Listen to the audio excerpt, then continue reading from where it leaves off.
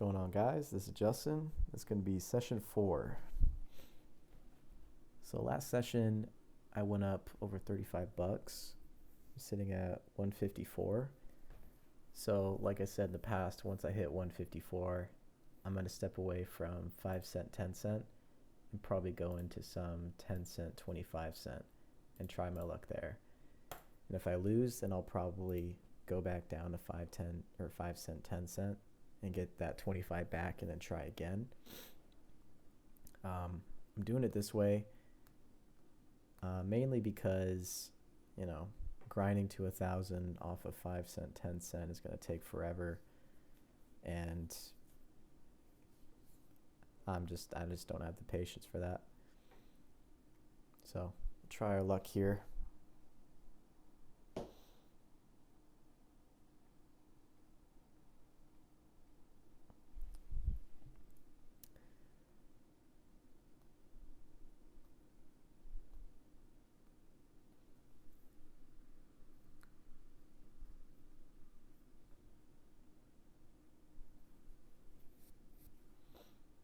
Should be the next hand I should be able to join.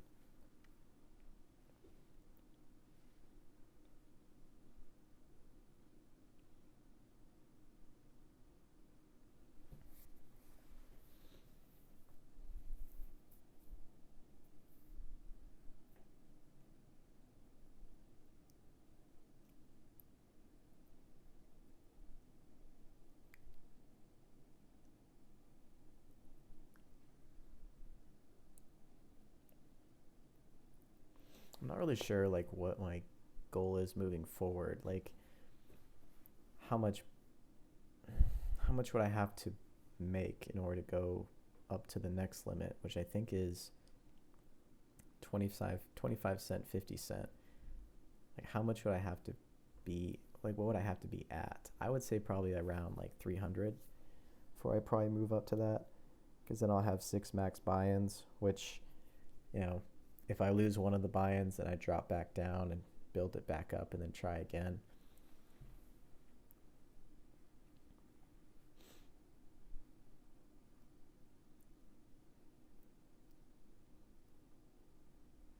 I guess that's basically the strategy. Just try to get 6 max buy-ins for the next limit up. Try it out. If you lose, then, start again.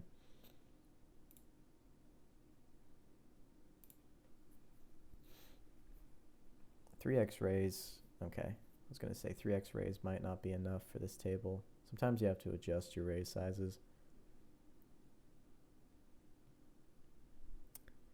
Well, that's a pretty bad flop. Honestly, there's 0 point trying to bluff here. I mean, anybody could have any sort of flush. I mean, I'm sure at least one of these guys has a flush draw. One of them probably has a straight draw. One of them probably has a king. So yeah, there's really no point.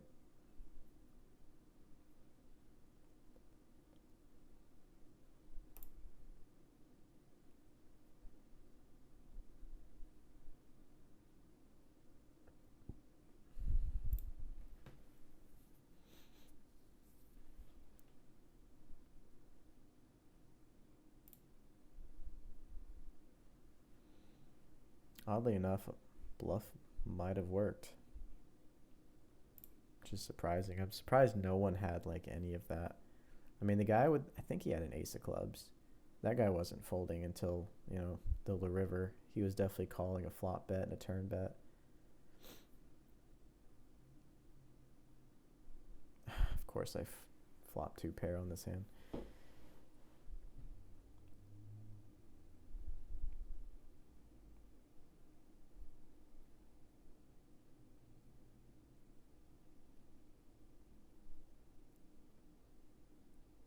Ooh, now that I would not have liked that card.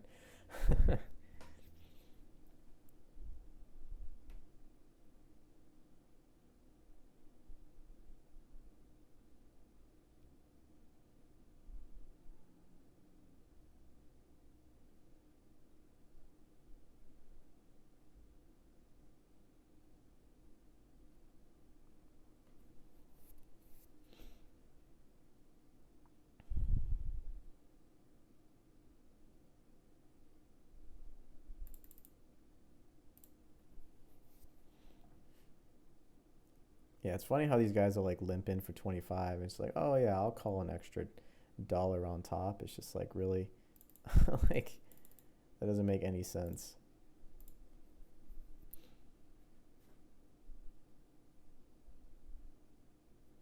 All right, sweet, I'll take it. I had nothing, but all right, ace 10.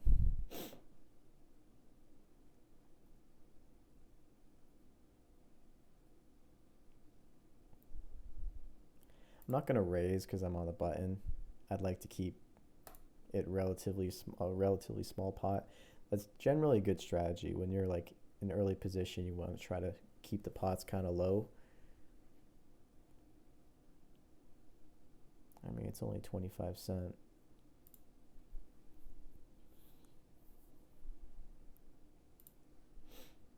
And then when you're in good position with a, hand that you think is got good equity or possibly the winner, then you want to build a big pot.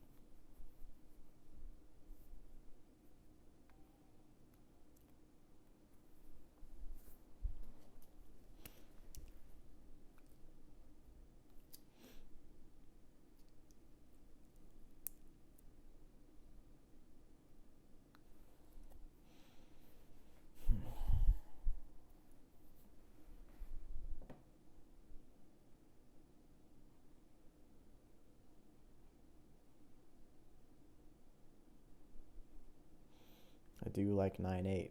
I do like, that's probably one of my favorite hands. I love that hand. All right, I'll raise. I do love 9-8. Cool, got the button to fold. That's good. Okay, that flop is, I'm a little bit, I'm okay with it. Definitely gonna bet again.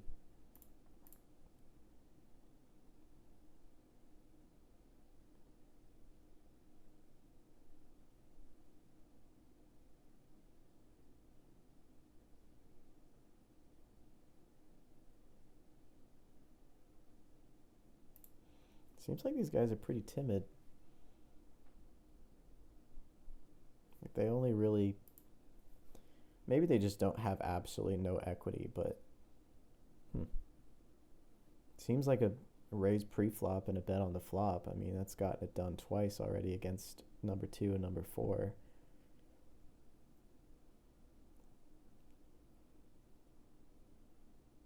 So I have to be kind of cautious on when they, actually call those two streets. Because then they probably have something and they're probably not going to fold. At least not until the river.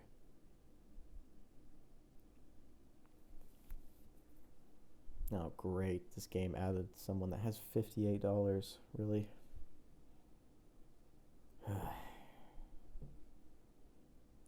Well, that could be a good thing, I guess. It could be a good thing and a bad thing. If he's a good player, it's a bad thing. If he's a bad player, it's a good thing.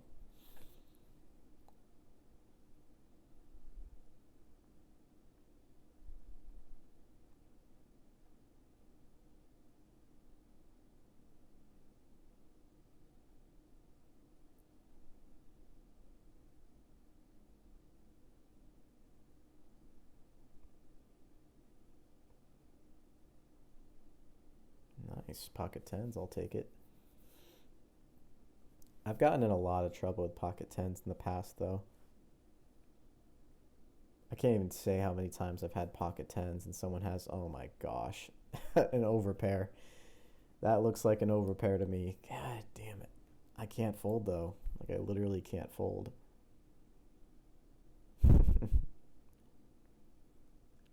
It's scary.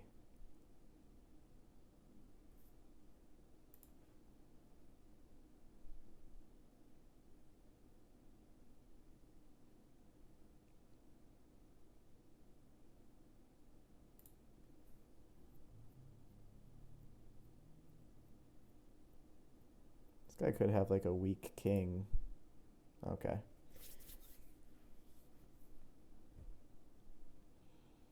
I was a little too afraid to make a river bet because he could have had like king 3 or something. In which case, like, he's not folding.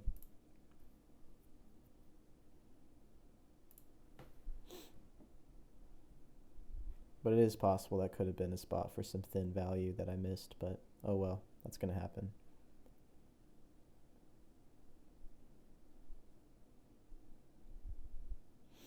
Okay, I just have a gut shot, but now I have a diamond draw, but the thing is, it's only 9 high, which is really not that great. One of these 3 players could pretty easily have a diamond that's higher than a 9, so I'm not like in love with it or anything.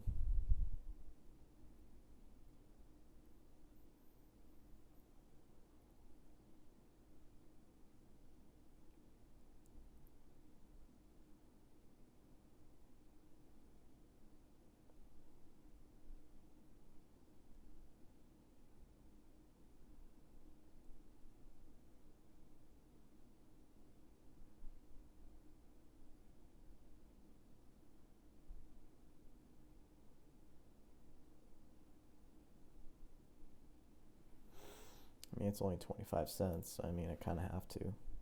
Wow, I hit the straight. The only thing beating me is a flush, really.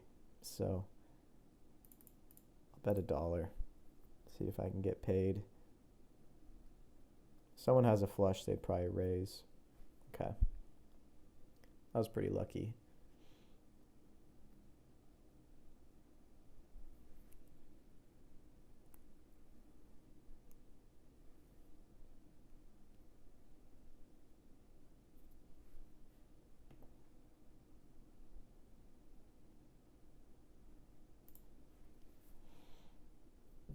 Not a bad start.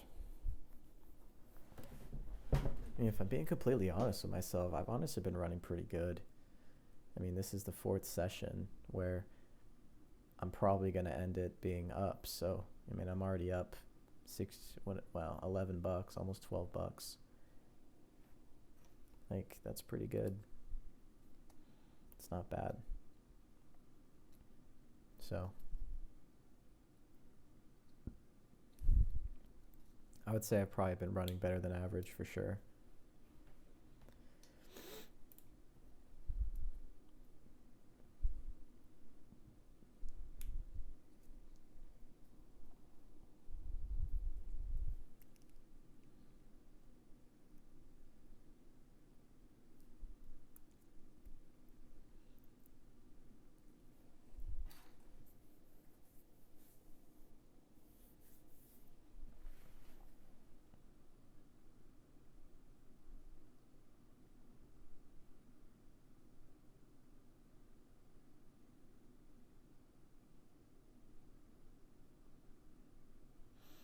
I don't know. A lot of people talk about like online poker being really hard to beat. It's really not that hard to beat. I mean, honestly, it's really not.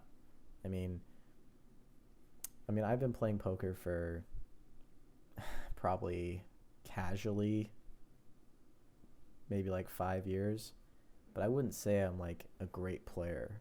Like, I'm not. I think I'm definitely average player in poker. I mean, most people in poker, they lose money in the long term, and that was me for a long time. But as far as playing online, I'm definitely a winning player. So I would say I'm better than average, but I wouldn't say I'm like a great player by any means. I mean, I know I have a lot of leaks, but as long as you can make more money, and as long as the money that you make overcomes the money you lose from your leaks, then you're good. So, but this game is not like super hard to beat like a lot of people think online poker is, because it's really not that hard to beat.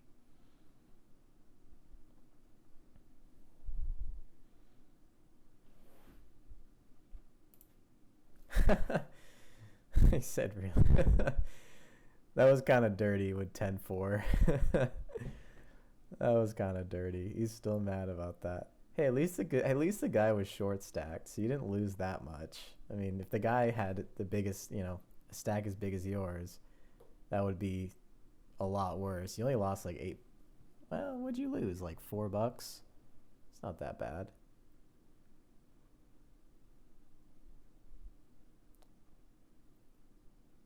That was kind of that was kind of nuts. I don't know what he was doing in there with 10-4, but maybe it was a limped pot. I wasn't paying attention.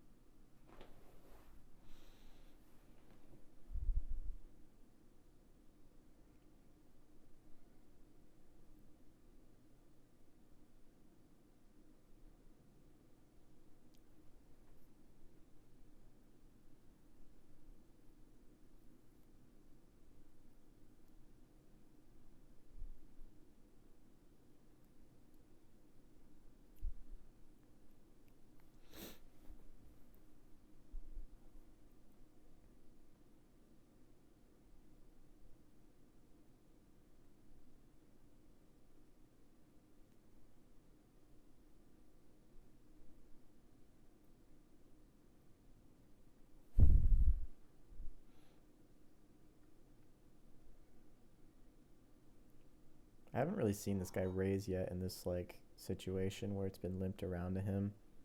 So raise from him looked pretty strong. I'd probably fold if he raised, honestly. Yep. Especially because I'm in early position. That is definitely a spot where I think folding is correct.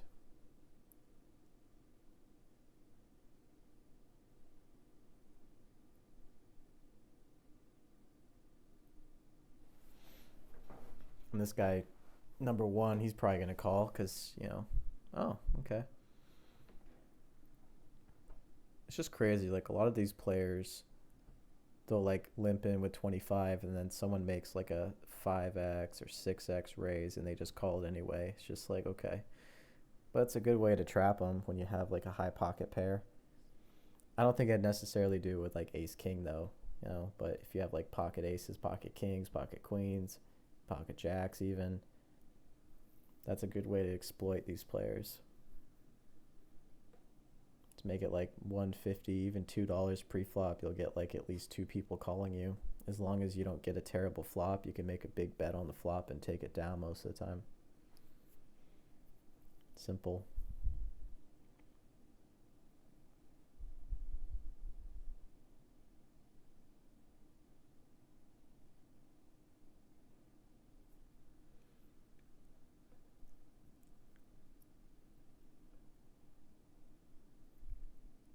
I mean, if I was playing, I'd be fairly happy with my hand. Especially with that second king showing up, it makes it less likely someone has a king. I'd be fairly happy. Yep, I would have won.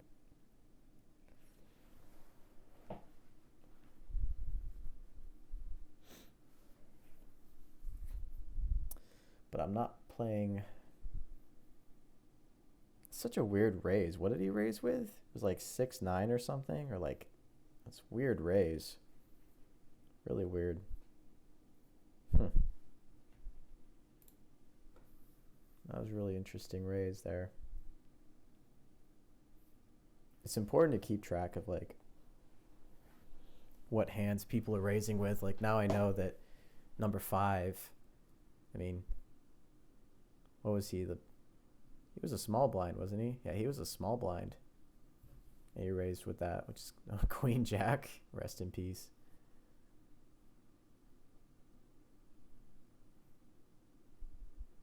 That guy's on a roll. Holy crap.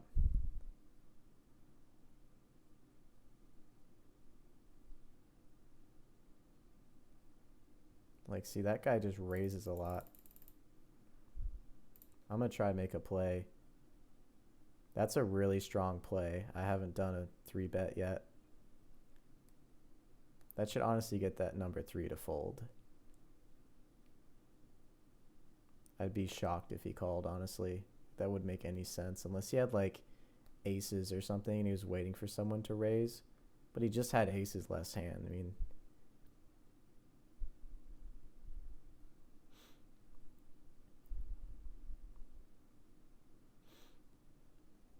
but I know that number 5 kind of raises kind of, you know, kind of wide, so I don't expect him to have a super strong hand here, honestly.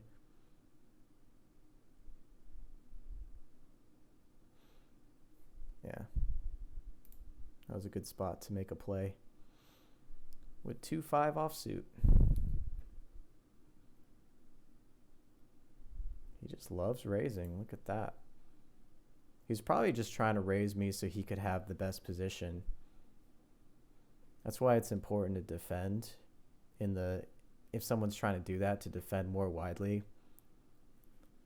Can't just let him just, you know, beat you out of the hand and take your position away from you.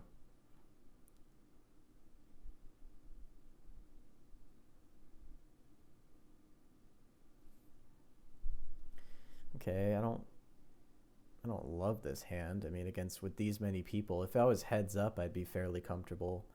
Even 3-handed, I'd be kind of comfortable. But when there's, you know, 4 other people, definitely a little bit anxious, I guess.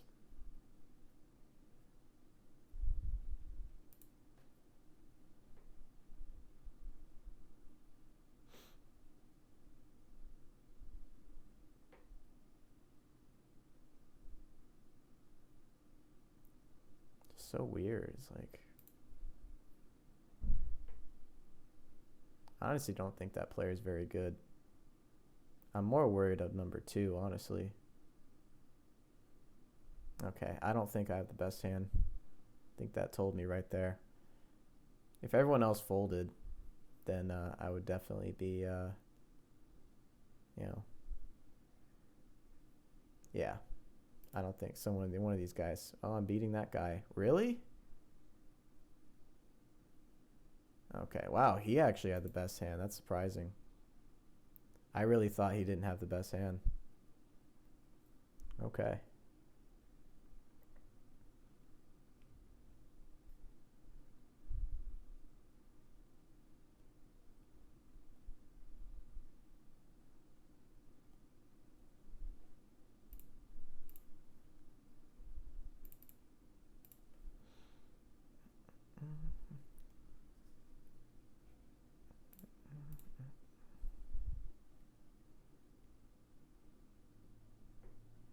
Backdoor club would be fantastic. That would be really good. Or a 3.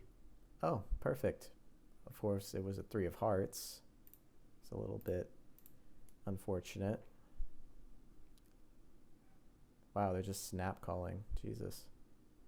I'm worried about another heart. Okay.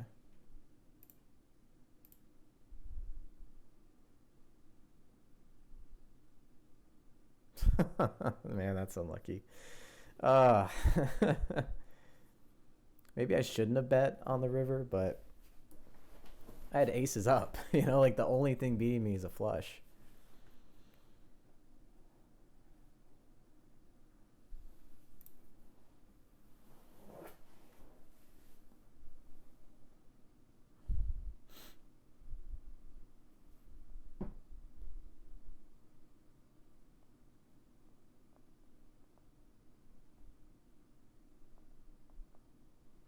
I mean, realistically, the only thing beating me was a flush. I mean, someone could have a set, but, you know, more often than not in that spot.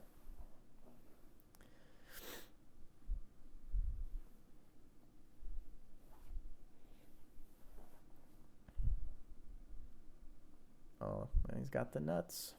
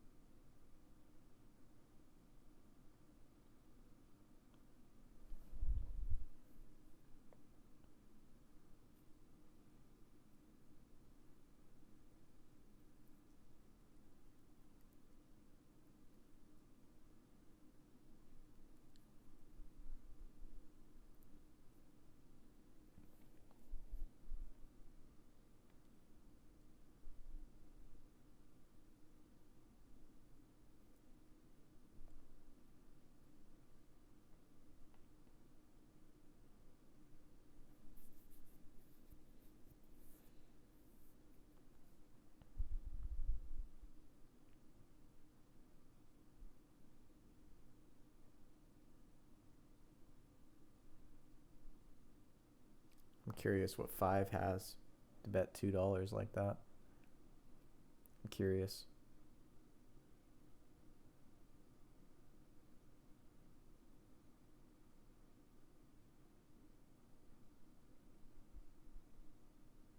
Yeah, it was probably just a bluff attempt. What?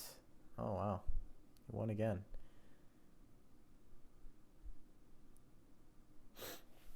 Okay, I guess he actually has like a legit hand like in that spot. Probably not every time, but you know.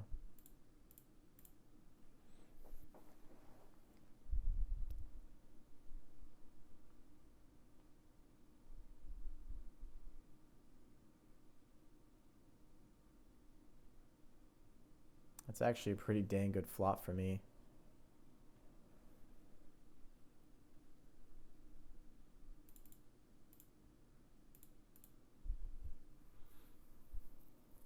I mean, I have a pair and a gut shot. It's pretty decent. That ace is not what I wanted to see. Still gonna bet it though. This guy's just snap calling me all the way. Okay, now I think I got him. Unless he hit a flush. All right, we got paid there.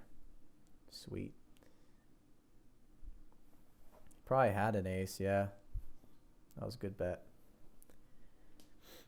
Probably got a little lucky, but the ace came on the turn, so I probably had him on the flop. Is he really calling that with a 9? I don't think so. Maybe. Maybe I got lucky against him, but we'll see.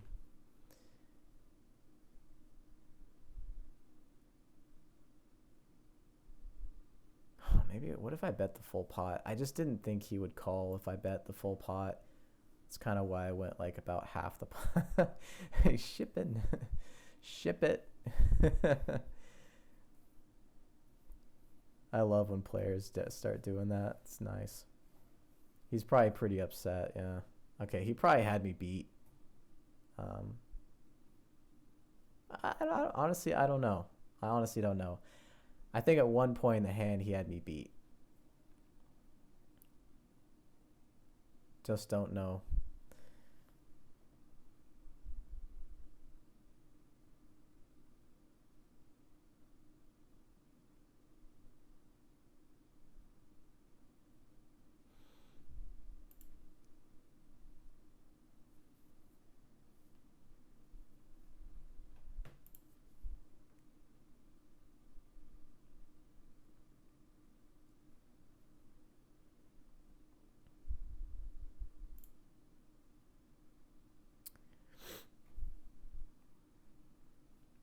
I mean, yeah, it was only 25 cents, but realistically, you know, that's the card I'd want to see. Well, not even. Someone could have. Okay. Okay. Meanwhile, it just gives me trips. Okay. Okay. That makes sense. I guess, like, if you feel like you have, like, a decent amount of outs and it's only 25 cents, I probably should have called there, but I didn't really think I had a decent chance of winning, so I didn't feel like 25 cents was worth it. But of course, I get trips, and it was probably good.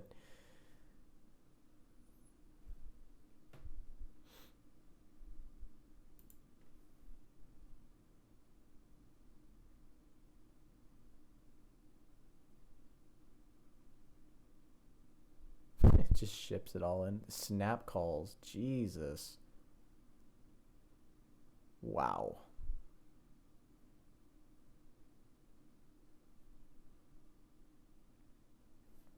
All right.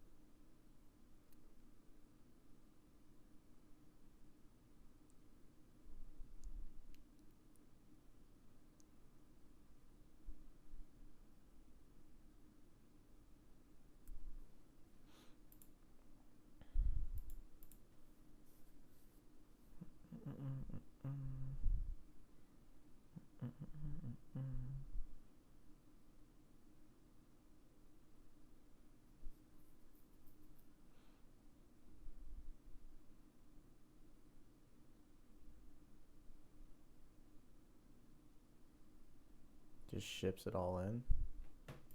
That's interesting play.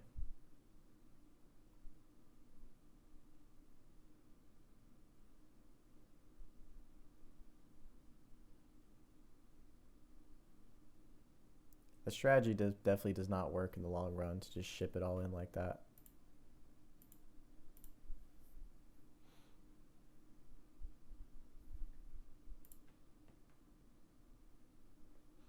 Because yeah, you'll win a decent amount of small pots, and then someone will call you, and you'll probably lose, and then you'll lose everything. It's just not worth it. That's why you see nobody in tournaments just like shipping it all in constantly. In fact, they'll try to reduce the amount of times they go all in as much as possible.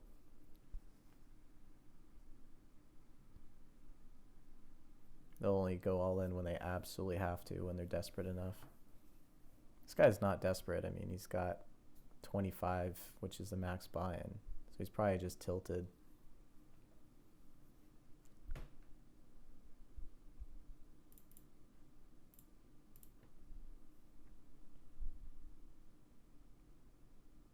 It's a decent flop to like make a bluff at.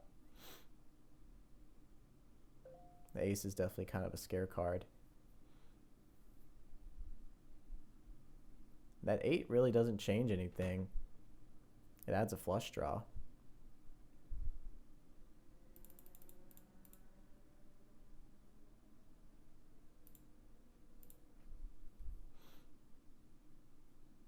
I think I'm out after this hand, I think.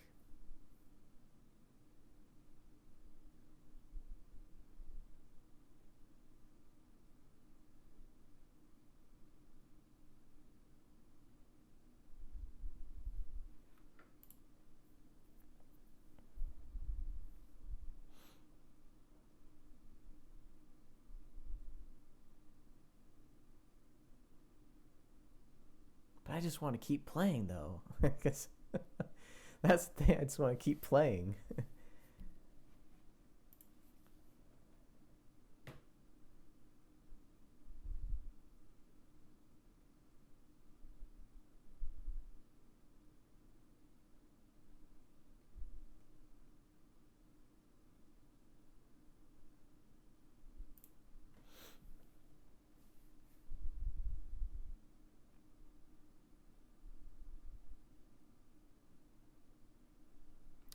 I actually have an open ender, but I kind of have, I have an open ender and a pair. So like I actually have like decent equity, but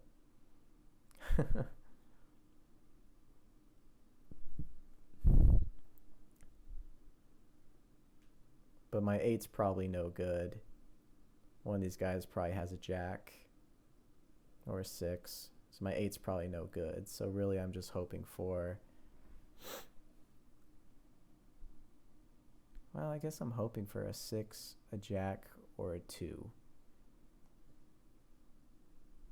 Wow, okay.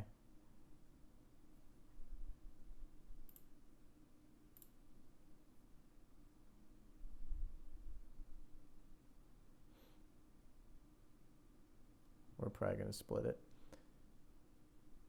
This guy's, okay, this guy's saying that he has jack 8. Because that's like the only thing that beats me, I think. It's jack 8. It would have to be jack 8.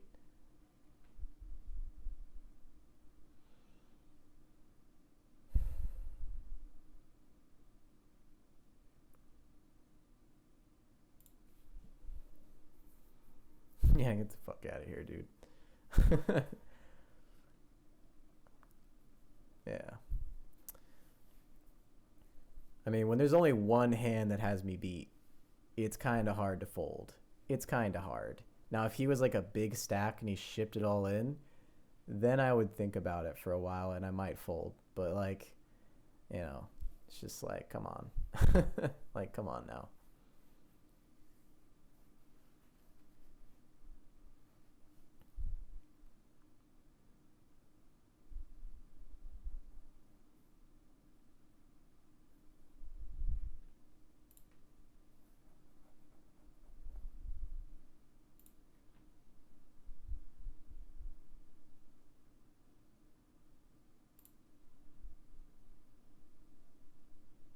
person's scared of me or something. Just not betting. Oh, that makes sense. Dang it, I could have probably bluffed him there. There's like 3 overcards to his 8s. Yeah, I definitely could have bluffed him there. All right, but anyway, I think that's gonna do it for this session because I went up almost $20, like 18.50. It's pretty good. I'll definitely call it quits. I'm definitely a fan of doing these like smaller sessions. The bankroll is growing strong. I like it. All right, well, I will see you guys next time for part 5. All right, see you then.